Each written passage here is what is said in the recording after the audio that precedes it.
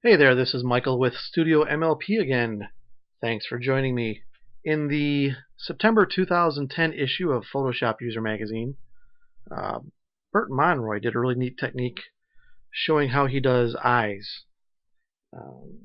Bert Monroy does all photorealistic painting. He doesn't use pictures at all in his work. It's all done by hand, all hand-drawn art. And he's got a really neat technique for doing eyes. I'm going to change that up just a little bit and work on an actual photographic image and show you how you can use that same technique to really enhance the eyes. Okay, let's go to the image right here. Let's zoom in on the eye. This is an image of Ashley that I did in Chicago last year, I think, at the Cermak building. Okay, let's go ahead and create a new layer, not a copy, but a new layer.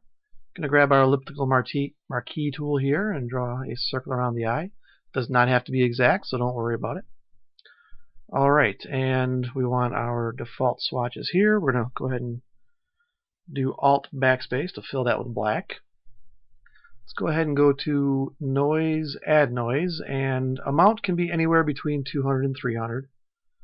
And you want it on Gaussian, you want it on monochromatic. Okay. And filter, we're going to go to blur, radial blur, all the way up to 100 on the amount. We want to zoom, and quality is best. Alright, let's go ahead and click, I'll get rid of our marching ants there, so Control D to get rid of the selection, and we're going to change the layer blending mode to overlay. Give ourselves a mask, zoom in a little bit more here. So we got a mask, we want a brush, black brush, kind of small. Let's go ahead and mask that out. Alright. And there we go, not too bad. Let's get the pupil. Alright. Let's back out, see how that looks. Not too bad, a little bit much. So I'm going to bring the opacity down just a little bit. There we go. Now to just enhance the color of the eye a little bit more, what I'm going to do is I'm going to copy my background layer here. Actually, what I can do is I can just select the eye again. And now I'm going to do Control J. And all that does is that just copies the eye there. See that? Let's go ahead and zoom in on that.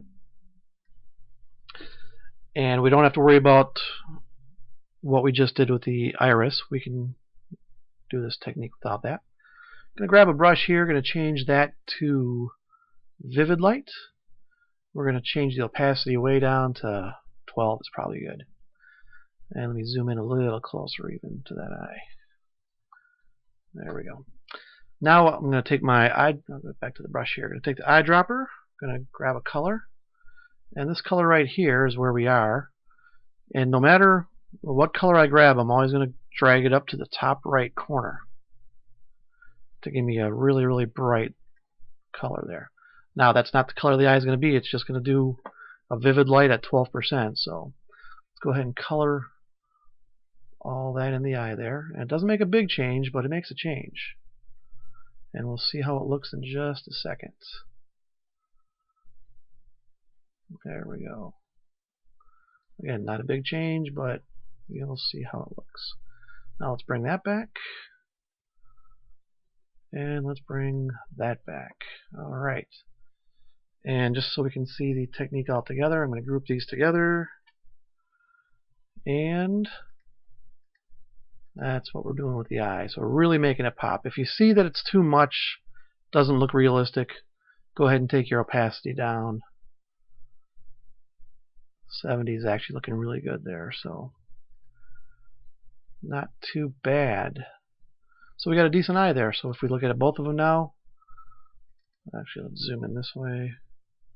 Both eyes, you can really tell how the one eye really stands out. So we would do the exact same technique on the other eye to make it stand out. And again, it doesn't lend a lot to the entire image, but the little details in your pictures that stand out are really going to make a much better image for you. So again, this is Michael, Studio MLP.